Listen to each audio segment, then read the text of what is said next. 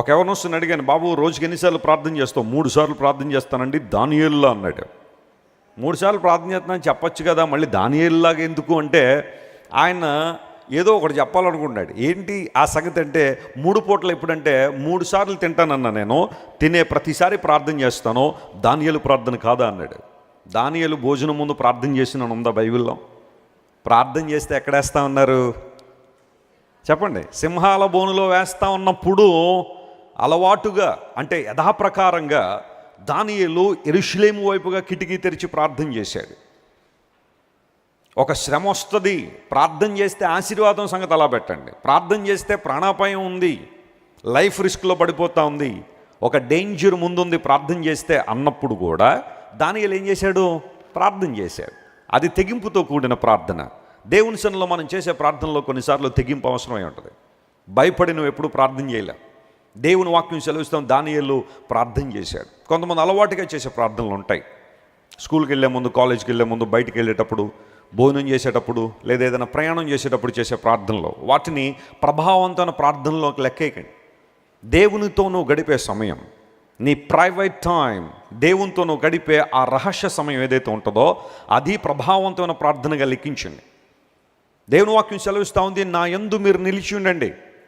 ఎంతవరకు లోకంలో అనేక స్థలాల్లో మీరు నిలబడ్డారేమో, అనేక స్థలాల్లో నిలిచి ఉన్నారేమో, కానీ మీరు నాలో నిలవండి, నా మాటలను మీలో నిలవనివ్వండి, అప్పుడు మీకు ఏది ఇష్టం అడగండి, అవన్నీ మీకు ఏం చేస్తానో అనుగ్రహిస్తాను.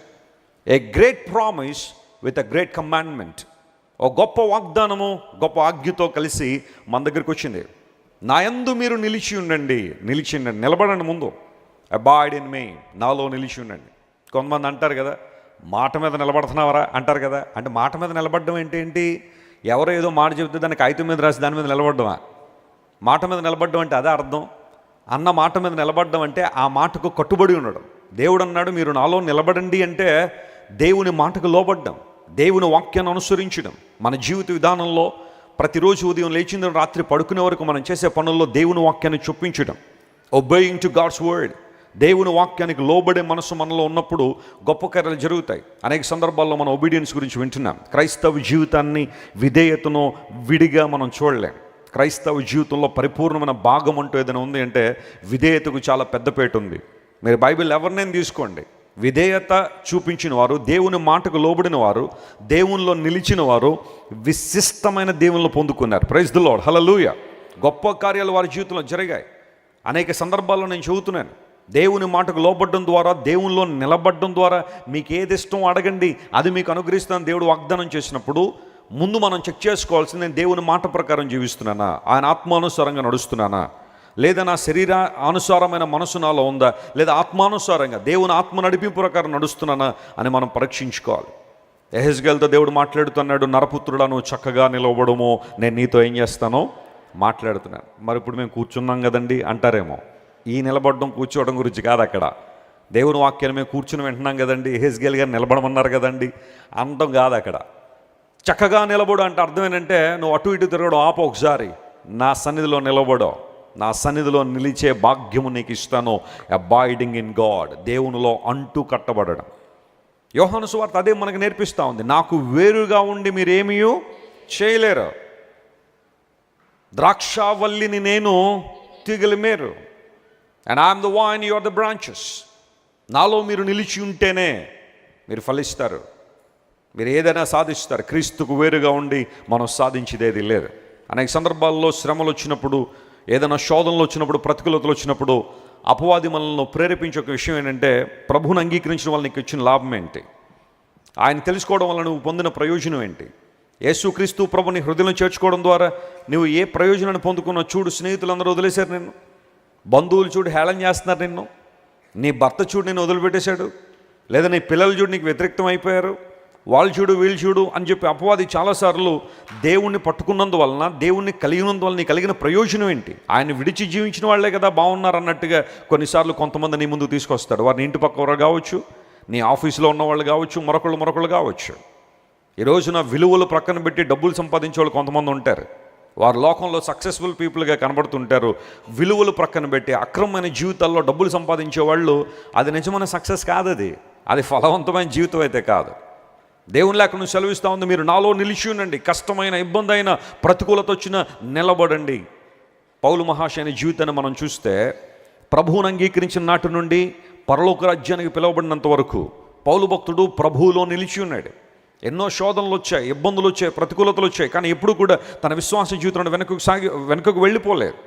ఈ రోజుల్లో ఒక ట్రెండ్, కొంచెం బాధించే ట్రెండ్ ఏంటంటే, కొంతమంది ఏదో ఒక ఉద్దేశాలతో ప్రభు దగ్గరికి రావడం, ఆ ఉద్దేశాలు నెరవేరకపోతే లేదా వారు అనుకున్నది జరగకపోతే, వారు ఏదో ప్రార్థన చేస్తారు, అది జరగకపోతే ప్రభువును వదిలిపెట్టేసి, ఇప్పుడు ట్రెండ్ ఎలా ఉందంటే ఎక్స్ క్రిస్టియన్ అంట. చెప్పండి, ఏ క్రిస్టియన్ అంట? ఇది ఏమన్నా ఎక్స్ ఎమ్మెల్యేనా ఇది, లేదా ఎక్స్ ఎంపీలా? ఎంపీ గారి టర్మ్ అయిపోయిన తర్వాత ఆయన్ని ఎక్స్ఎంపీ అంటారు. ఎమ్మెల్యే టర్మ్ అయిపోయిన తర్వాత, అతని టెన్యూర్ అయిపోయిన తర్వాత ఎక్స్ ఎమ్మెల్యే అంటారు, ex corporator, ex chief minister. Ex Christian అని ఉందా ఎక్కడైనా? ఏంటి ఆ ట్రెండ్ ఏంటి అంటే, ఒకప్పుడు నేను క్రైస్తవుణ్ణి, ఇప్పుడు నేను అక్కడికి వెళ్ళిన తర్వాత నాకు ఆ విధానాలు నచ్చలేదు కాబట్టి ఇప్పుడు నేను ఎక్స్ క్రిస్టియన్ను, వై క్రిస్టియన్ను, ఏమన్నా ఉన్నాయి అవి? ఎక్స్ క్రిస్టియన్ ఏంటండి? ఒక్కసారి ప్రభువుని రుచి చూచినవాడు, సరైన విధానంలో ప్రభు దగ్గరికి వచ్చినవాడు ప్రభువుని విడిచిపెట్టిన దాఖలాలు ఎక్కడ లేవు చరిత్రలో. నీ భక్తి బలహీనమైంది కాబట్టే, నీ విశ్వాసం బలహీనమైంది కాబట్టే, నువ్వు యేసు ప్రభు దగ్గరికి సరైన ఉద్దేశంతో రాలేదు కాబట్టి, ఆ ఉద్దేశం జరగనప్పుడు వెనకకు జారిపోయావు. నిజంగా యేసయ్యను పట్టుకున్నవాడు జీవితాంతం పట్టుకునే ఉంటాడు, ఎప్పుడు విడిచిపెట్టే ప్రసక్తి లేదు. దేవుని నామమున స్తోత్రం కలుగును గాక. హల్లెలూయా. నీ విశ్వాసం బలమైంది అయితే, నువ్వు ప్రభువులో నిలిచిన వ్యక్తివైతే, రానే శ్రమలో ఇబ్బందులు రానే, ప్రతికూలతలు రాని, అవమానాలు రాని, నిందలు రాని, ప్రభు కోసం భరించడం కూడా ఆశీర్వాదమే, అది కూడా గొప్ప సాక్ష్యమే. పౌలు మహాశయుడు ప్రభు కోసం ఎన్నో నిందలు పడ్డాడు, ఎన్నో అవమానాలు ఎదుర్కొన్నాడు. పౌలంతటి వాడు కొంతమంది చేత అవమానాలు ఎదుర్కొన్న పరిస్థితి. వాస్తవానికి పౌలు యొక్క జీవితాన్ని పరిశీలన చేస్తే, అతని చరిత్రను తీస్తే, పౌలు ముందు ఎవరైనా నిలబడగలరా? ఆస్తిలో కానీ, జ్ఞానంలో కానీ, తెలివిలో కానీ, అతనుకున్న ఆ పరిస్థితుల్లో కానీ ఎవరైనా నిలబడగలరా పౌలు ముందు? కానీ ప్రభు కోసం అన్ని తగ్గించుకున్నాడు, దేవుని నిమిత్తం వాటిని పెంటగా ఎంచుకున్నాడు. లోక సంబంధ విషయాలను క్రీస్తు కొరకు నిలబడాలనుకున్నాడు కాబట్టే సమస్తాన్ని విడిచిపెట్టి ప్రభువును వెంబడించాడు. ఫలించగలిగే జీవితంలో లేదా ప్రభావవంతమైన ప్రార్థన చేసే పరిస్థితుల్లో దైవజనుడు ఉన్నాడు. అనేక సందర్భాల్లో పౌలు చేసిన ప్రార్థనలు దేవుడు అంగీకరించి సరైన విధానంలో జవాబునిచ్చాడు. తన మహిమార్థమై పౌలు గారిని వాడుకున్నాడు. బైబిల్లో మీరు ఎవరినైనా తీసుకోండి, ప్రభావవంతమైన ప్రార్థన చేసిన సేవకులు, విశ్వాసులు దేవుని నుండి దీవెనలు పొందుకున్నట్టుగానే మనం చూస్తాం. నేను ఇంగ్లాండ్ దేశం చాలాసార్లు వెళ్ళాను. ఇంగ్లాండ్లో నాకు ఇష్టమైన ప్రాంతాలు కొన్ని ఉన్నాయి. ఆ ప్రాంతాలకు తరచుగా వెళ్తూ ఉంటాను. అందులో ఒకటి బెడ్ఫోర్డ్ షైర్ అని, జాన్ బన్యన్ గారు ఉన్న ప్రాంతం. ఇప్పటికి చాలాసార్లు వెళ్ళొచ్చాను. ఎన్నిసార్లు వెళ్ళినా బోర్ కొట్టదు ఆ ప్రాంతాన్ని. వెళ్ళి చూసి జాన్ బన్యన్ గారి హిస్టరీని చదివి, ఆ మ్యూజియంలో కాసేపు ఉండి, ఆ ప్రక్కన ఒక చర్చ్ ఉంటుంది, ఆ చర్చ్లో కాసేపు కూర్చుని ప్రార్థన చేసుకుని వస్తాను. ఒక టిపికల్ ఇంగ్లీష్ విలేజ్ని మనం చూడాలంటే బెడ్ఫోర్డ్ వెళ్ళాలి. ఇంగ్లాండ్ దేశంలో కూడా గ్రామాలు ఉంటాయంటే ఉంటాయి. ఆ గ్రామాలు ఎంత బాగుంటాయో తెలుస్తుంది అక్కడికి వెళ్తే. I love that place. ఆ తర్వాత నేను బాగా ఇష్టపడే ప్రాంతం ఇంగ్లాండ్ దేశంలో జాన్ వెస్లీ గారి యొక్క గృహం, జాన్ వెస్లీ గారి యొక్క హౌస్. అంటే మెథడిస్ట్ అనే సంఘాన్ని స్థాపించి ప్రపంచాన్ని సువార్త జ్వాలతో నింపడిన జాన్ వెస్లీ గారు 1803 సంవత్సరంలో పుట్టాడు. ఆయన సుమారుగా 80 సంవత్సరాలు జీవించాడు. ప్రభు రాజ్యానికి వెళ్ళిపోయారు. ఆయన హౌస్ అది. ఒకసారి ఎవరో జాన్ వెస్లీ హౌస్ అని ఇంగ్లాండ్ అని కొడితే ఆయన ఇల్లు వస్తే, ఆడెవడో నా ఫోటో పెట్టి జాన్ వెస్లీ గారి హౌస్ చూడండి ఇంగ్లాండ్లో ఉందని పెట్టాడు. అది నా ఇల్లు కదరా నాయన, ఎవరిది? ఆయనది, పెద్ద అయింది. ఆయన పేరు నాకు పెట్టారు. అలా అని చెప్పి జాన్ వెస్లీ హౌస్ అంటే ఆయన ఇంట్లో రాగానే, మీకు తెలుసో జాన్ వెస్లీ గారికి ఇంగ్లాండ్లో ఇల్లు ఉంది అని పెట్టాడు. అది పరిశీలన చేసుకోవాలి ముందు, అది ఎవరిదో. నా పేరు ఉన్న వాళ్ళని నా ఇల్లు అయిపోతాయా? నా జాన్ వెస్లీ అంటే పేరున్న వాళ్ళు 300 మంది ఉన్నారు. వాళ్ళందరూ ఆస్తులు నాకు వస్తాయా? జాన్ వెస్లీ గారు అంటే ఆయన మెథడిస్ట్ సంఘాన్ని స్థాపించాడు. 1803 నుంచి 1883 వరకు జీవించిన ఆయన అద్భుతమైన సేవకులు. ప్రభు కోసం, దేవుని కోసం చాలా అద్భుతంగా జీవించాడు ఆయన. ఆయన గృహానికి వెళ్ళినప్పుడు ఆయన ఇల్లంతా కూడా చాలా బాగుంటుంది.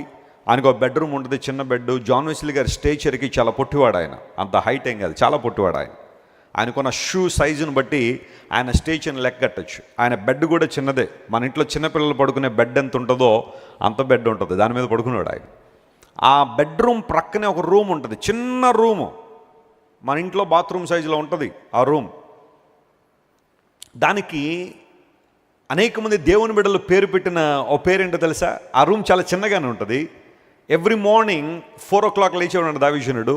6 గంటల దాకా ప్రార్థన చేసేవాడు. 2 గంటల రోజుకు ప్రార్థన అనుభవాన్ని. ఆ రూమ్కి ఏమని పేరు పెట్టారు తెలుసా? Power house of gods mission అని పేరు పెట్టారు. పవర్ హౌస్ అనే పేరు పెట్టారు. ఎక్కడి నుంచే శక్తి ఉత్పన్నమవుతుంది, దేవుని కార్యాలు స్పష్టంగా జరిగాయని. ఇంగ్లాండ్ దేశంలో దైవజనుడు దేవుని వాక్యం అందిస్తున్నప్పుడు బార్ షాపులు మూతలు పడ్డాయి, వ్యభిచార నిలయాలు మూసేశారు. అనేక మంది ప్రభువుని అంగీకరించిన ద్వారా ఒక ఉజ్జీవాన్ని దేవుడు ఆ ప్రాంతంలో తీసుకొచ్చాడు. ఆయనకు తోడు ఆయన సహోదరుడైన చార్ల్స్ వెస్లీ గారు. ఆయన కూడా అద్భుతమైన స్పీకరే. కానీ దేవుడు అతని మీద ఉంచిన విశిష్టమైన అనాయింటింగ్ ఏంటి అంటే పాటలు రాసే వరాన్ని ఇచ్చాడు. చార్ల్స్ వెస్లీ తన లైఫ్ టైంలో 9,000 పాటలు రాశాడు. 9,000 పాటలు. చిన్న విషయం కాదు అది, మాట్లాడుకుంటే చిన్న విషయం కాదు. అంటే తన జీవితంలో రోజుకి ఒక సర్టన్ నెంబర్ ఆఫ్ సాంగ్స్ రాస్తూనే ఉండేవాడు ఆయన. సంగీత పరిచయలో దేవుడు చాలా బలంగా వాడుకు. 2 అన్నదమ్ములు కూడా ఇంగ్లాండ్ దేశాన్ని ఒక మలుపు తిప్పేశారు. ప్రభు కోసం అనేక మందిని సంపాదించగలిగారు. జాన్ వెస్లీ గారి యొక్క జీవిత రహస్యం ఏంటి అంటే అంత ప్రభావవంతంగా దేవుని కోసం పనిచేయడానికి కారణం ఏంటంటే ఆ పవర్ హౌస్లో కూర్చునేవాడు. రోజు వెళ్ళి ఆ ప్రార్థనా గదిలో దేవుని సన్నిధిలో ప్రార్థన చేసేవాడు. Do you have a designated place for prayer my friend? నీకంటూ ఒక ప్రార్థనా స్థలం ఉందా మీ ఇంట్లో? నీకంటూ ఒక ప్రార్థన చేసే చోటు ఒకటి ఉందా? ప్రతిరోజు నీ దేవుణ్ణి కలుసుకునే స్థలం ఒకటి ఉందా? కొంతమంది ఫోన్ మాట్లాడే ప్లేస్ ఉంటుంది, అక్కడికి వెళ్ళి మాట్లాడితే ఎంత ఆనందంగా ఉంటుంది. ఆ సోఫాలో లేకపోతే ఏదో ఉంటుంది, అక్కడ కూర్చుని అమ్మా అని మొదలు పెడతారు. గంటలు 3 గంటలు మాట్లాడి అమ్మా మళ్ళీ చేస్తాను నీతో ఇంకా మాట్లాడాలని ఉంది. 3 గంటలు కూడా 3 నిమిషాల్లాగా ఉంటుంది వాళ్ళకి. తల్లితో ఎంతసేపు మాట్లాడినా గంటలైనా మళ్ళీ చేస్తాను ఇంకా సరిపోలేదు అన్నట్టుగా ఉంటుంది. లేదా ఇష్టమైన వాళ్ళతో మాట్లాడేటప్పుడు సమయమే గుర్తురాదు మనకు కదా. 1 గంట 1 నిమిషంలాగా, 2 గంటలు 2 నిమిషాల్లాగా అయిపోతుంటుంది. Do you have that experience while talking to God? దేవునితో మాట్లాడే అనుభవం ఎప్పుడైనా 3 గంటలు మాట్లాడి తనివి తీరట్లేదు నాయన 3 నిమిషాలు ఉందని ఎప్పుడైనా చెప్పావా? మనం రివర్స్ 3 నిమిషాలు ప్రార్థన చేసి 3 వారాలకి సరిపడా ప్రార్థన చేశాను అనుకుంటాం మనం. 5 నిమిషాలు ప్రార్థన చేస్తే ఇంకా 5 వారాలు మనకు ప్రార్థన గుర్తురాదు. ప్రార్థన చేసామంటే చేశాను ఎప్పుడు? సెప్టెంబర్ 5వ తారీఖున. మరి ఈరోజు ఆల్రెడీ అక్టోబర్ వచ్చేసింది కదమ్మా. ఇంకా ఆ ప్రార్థన అప్పటిదాకా వాడేసుకోవడమే. ప్రతిరోజు దేవుని సన్నిధిలో ప్రార్థన చేసి ఉదయకాలమే దేవుని సువార్త కోసం వెళ్ళిపోతుండ్రు. ఆయన కొన్ని గుర్రం మీద ప్రయాణం చేసుకుంటూ రోజుకి అనేక మందికి సువార్త ప్రకటించి ఎప్పుడో మరలా ఇంటికి వచ్చేవాడు. దేవుని బిడ్డలారా గమనించండి, ప్రభావవంతమైన ప్రార్థన చేసే క్రైస్తవుల కోసం దేవుడు చూస్తున్నాడు. కేవలం మనం ప్రార్థన చేసేవాళ్ళం కాదు, ఎఫెక్టివ్ ప్రేయర్. నీవు నేను ప్రభావవంతమైన ప్రార్థన, అందును బట్టే ప్రేయర్ ఎఫెక్చువల్. నువ్వు నేను దేవుని సన్నిధిలో మోకాళ్ళు వేసినప్పుడు పర్వతాలను కదిలించగలిగే ప్రార్థన మనం చేయాలా? దేవుని సన్నిధిలో అలాంటి అనుభవాన్ని కలిగి ఉందామా? దేవుని చిత్తాన్ని గుర్తెరిగే వారిగా మనం ఉందామా? నాన్నగారు చెబుతూ ఉంటారు, సౌత్ కొరియా అనే ప్రాంతంలో సోల్ అనే నగరం ఉంది. దాన్ని కొంతమంది షియోల్ అని కూడా అంటారు. అయితే సోల్ అనే నగరంలో పోలాంగిచో అనే దేవుని సేవకుని యొక్క పరిచర్యలో లక్షలాది మంది ప్రజలు దేవుని దగ్గరికి వస్తున్నారు, ప్రభువును వెంబడిస్తున్నారు. ప్రభావవంతంగా పరిచర్య జరుగుతుంది. ప్రతిరోజు ప్రతి ఆదివారం క్రొత్త ఆత్మలు దేవుని సందుకు వస్తున్నాయి. New souls have been added to the church. It was like a wave, it was like a wind of God. దేవుని యొక్క ఒక పెనుగాలి ఆ ప్రాంతంలోకి వచ్చినట్టుగా అనేక మంది దేవుని ప్రజలు ప్రభువును అంగీకరించేవారు, దేవుని దగ్గరికి వస్తుండేవారు. ఆ సంఘ బిడ్డల ఆసక్తి ఎంత గొప్పది అంటే, ఓ పాస్టర్ గారు చెప్తే విన్నాను నేను, వాళ్ళది ఫస్ట్ సర్వీస్ మార్నింగ్ 4 o'clock జరుగుద్దట. ఎన్ని గంటలకి? ఆదివారం 4 గంటలకి. ఆ 4 గంటల ఆరాధనలో సీట్లు దొరకవేమో లేటుగా వెళ్తే అని చెప్పి 1 గంట నుండి లైన్లో నిలబడతారట. ఎందుకంటే దేవుని మందిరంలోకి వెళ్ళాలి. ఎందుకంటే ఒక్కసారి చర్చ్ ఫుల్ అయిందంటే వాళ్ళు నెక్స్ట్ సర్వీస్కి నిలబడాలి. మరలా మొదటి సర్వీస్లో దేవుణ్ణి ఆరాధించడం కోసం వాళ్ళందరూ బైబిల్ తెచ్చుకుని చిన్న చిన్న టార్చులు తెచ్చుకుని బయట నిలబడిపోయి ఉంటారట. 4 గంటలకి డోర్ తెరవగానే లోపలికి వచ్చి కూర్చుంటారు వాళ్ళు. మనం డోర్లన్నీ బార్లా పెట్టేసిన గంట తర్వాత కానీ మన ప్రాంతాల్లో ప్లేసులు నిండటం లేదు. కారణం ఏంటంటారు? ఆసక్తి లేక, దేవుని సన్నిధిలో ఉండాలి అన్న ఆ ఆతురత మనలో లేక. ఆ సందర్భాల్లో మనం చేసే పనులేవి. ఎప్పుడు వెళ్తే ఏంటి, ఆ గంట ఉంటే సరిపోదా, ఆ అరగంట ఉంటే సరిపోదా అన్నట్టుగా ప్రశ్నించుకుని జస్టిఫై చేసుకుని నాకు కాబట్టి లేట్ అవుతుందండి, నాకు ఈ సమస్య లేకపోయినంటే, నాకు ఈ ఫ్యామిలీ పరిస్థితి లేకపోయింటే నేను అందరికన్నా ముందు వచ్చేవాడిని అని చాలామంది రకరకాలుగా ఎవరికి తోచినట్టుగా వారు జస్టిఫై చేసుకుంటూ ఉంటారు. అయితే ఆ పరిచర్య అంత అభివృద్ధి పొందడానికి కారణం ఏంటంటే, ఎఫెక్టివ్ ప్రేయర్ మౌంటైన్ అని ఒక కొండను వారు తొలిచి దానిలో చిన్న చిన్న రంధ్రాలు చేసి ప్రేయర్ రూమ్స్గా మార్చి సంఘ బిడ్డలందరినీ రమ్మంటే చాలామంది ఆ పర్వతం మీదకి లేదా కొండ మీదకి 2 రోజులు 3 రోజులు కేటాయించుకుని వెళ్ళిపోయి ప్రార్థనలు చేస్తూ ఉంటారు. ఒక సర్టన్ థింగ్ కోసం, ఒక స్పెసిఫిక్ థింగ్ కోసం, వారి జీవితంలో దేవునికి అనుగ్రహం కోసం, ఒక అద్భుతం కోసం, పరిచర్య అభివృద్ధి పొందడం కోసం, అపవిత్రాత్మ శక్తుల ప్రాబల్యం అణిచివేయబడినట్లుగా దేవుని సంఘం అంతా కలిసి ప్రార్థన చేస్తూ ఉంటే అద్భుతాలు ఎందుకు జరగలేదు? ఆశ్చర్యకారాలు ఎందుకు జరగలేదు? మనకు ఆ పట్టుదల ఎందుకు రావట్లేదు ప్రార్థన విషయంలో? ప్రభువా, మా రాజమండ్రి పట్టణం కదిలించబడాలి. ఇంకా నీవు తెలియని వారు అనేక మంది ఉన్నారు ఆయన రాజమండ్రిలో. నీ ప్రేమ తెలియని వారు చాలామంది ఉన్నారు. నీ సిలువ త్యాగాన్ని గురించిన అవగాహన లేని వారు మా పట్టణంలో చాలామంది ఉన్నారయ్యా. వారికి నీ ప్రేమ వార్తను ప్రకటించే ఆధిక్యత మాకు దయచేయండి. వారి బండ మొండి హృదయాలు కదిలించండి ఆయనని దేవుని సలో మనం ఏం చేయాలా? ప్రార్థన చేయాలా? అలాంటి ప్రార్థన అనుభవం మనలో ఉందా? విజ్ఞాపన చేసే ఆత్మ మనలో ఉందా? మన కోసం మనమే ప్రార్థన చేసుకోలేని దుస్థితిలో ఉన్నప్పుడు ఇంకా మిగతా వాళ్ళ కోసం ఏం ప్రార్థన చేయగలుగుతాం? నీ ప్రార్థన ప్రభావవంతంగా ఉండునుగాక. ఆమేన్. మీరు నాలో నిలిచి ఉండండి, నా వాక్యం మీలో నిలిచి ఉండనివ్వండి. అప్పుడు మీకు ఏది ఇష్టమో అడగండి, అవన్నీ మీకు ఏం చేస్తానో అనుగ్రహిస్తాను. యూజువల్గా మనం ఆ కొటేషన్ లేకపోతే ఆ వాగ్దానాన్ని తీసుకున్నప్పుడు, ప్రభువా ఏది ఇష్టం అడగమన్నావు కదా, నాకు ఇచ్చే, ఇది నాకు ఇష్టం, ఇలా ఉంటే నాకు ఇష్టం, వీళ్ళంటే నాకు ఇష్టం, వాళ్ళు నాకు కావాల్సిందే అని కొంతమంది రాంగ్ ఇంటెన్షన్లో దేవుని సన్నిధిలో ప్రార్థనలు చేస్తుంటారు గంటల తరబడి. అయితే బైబిల్ సెలవిస్తూ ఉంది, నీ ప్రార్థన సరైన విధానంలో ఆధ్యాత్మిక ఆశీర్వాదాల కోసం పోరాడే వ్యక్తిగా, దేవుని సన్నిధిలో దేవుని చిత్తానుసారంగా పోరాడే వ్యక్తిగా నువ్వు ఉంటే అంతకన్నా ఆశీర్వాదం మరొకటే ఉంది.